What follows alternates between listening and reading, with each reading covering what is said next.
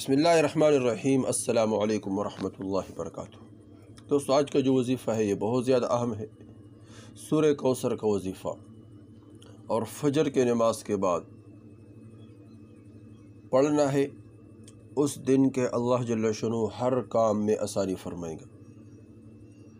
کہیں رشتے کی بات کرنی ہے تو فجر کی نماز کے بعد سورہ کوثر اسی طرح پڑھے جس طرح بتایا جا رہا ہے۔ انشاءاللہ وہ رشتے کا جو بات ہے وہ تکمیل تک پہنچ جائے گا۔ اللہ جل شانہ اس میں آسانی فرمائیں گے۔ کاروبار شروع کرنا چاہتے ہو تو صبح صبح فجر کی نماز کے بعد سورہ کوثر کا وظیفہ کرے، انشاءاللہ اس میں اللہ جل شانہ آسانی فرمائیں گے۔ تجارت شروع کرنی ہو تو سورہ کوثر کا جو وظیفہ ہے یہ اسی طرح پڑھے، انشاءاللہ اللہ جل شانہ تجارت میں آسانی فرمائیں گے۔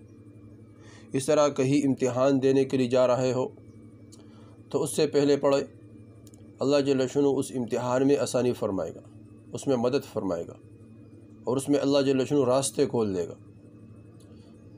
کہیں انٹرویو کے لیے جانا ہے، نوکری کے لیے جانا ہے تو اس سے پہلے پڑھے، فجر کی نماز پڑھے، فجر کی نماز کے بعد یہ وظیفہ کرے، انشاءاللہ اللہ جل شانہ اس میں بھی آسانی فرمائے گا۔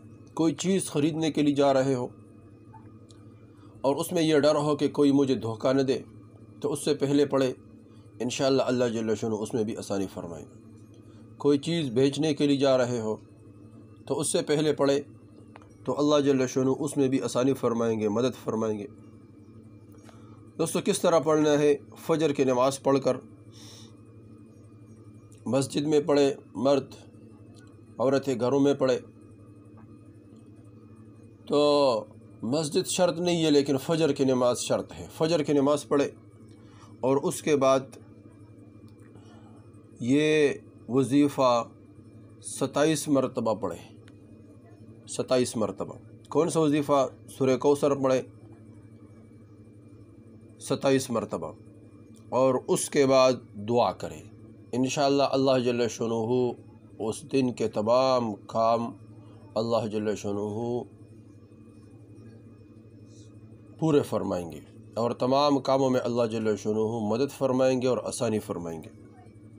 سورہ کوثر پڑھے، فجر کی نماز پڑھے، فجر کی نماز گھر میں پڑھ لیا یا مسجد میں پڑھ لیا، اس کے بعد کسی سے بات نہیں کرنی، اپنے جگہ پر بیٹھ کر 27 مرتبہ سورہ کوثر پڑھے اعوذ باللہ بسم اللہ کے ساتھ، اور اس کے بعد جس کام کو کرنا ہے اس کے لیے دعا مانگے، اللہ جل شانہ اس کام میں برکت عطا فرمائیں گے اور وہ کام اللہ جل شانہ غیبی خزانوں سے پورے فرمائیں گے۔ دوستو، یہ بہت اہم وظیفہ ہے اور بہت مجرب وظیفہ ہے۔ اس کو خود کرے، آگے شیئر کرے اور ہر آدمی کو حاجات کے یہ وظیفہ ضرور بتائے تاکہ ہر آدمی کا حاجات اللہ جل شانہ اپنے غیبی خزانوں سے پورا فرمائے۔ والسلام۔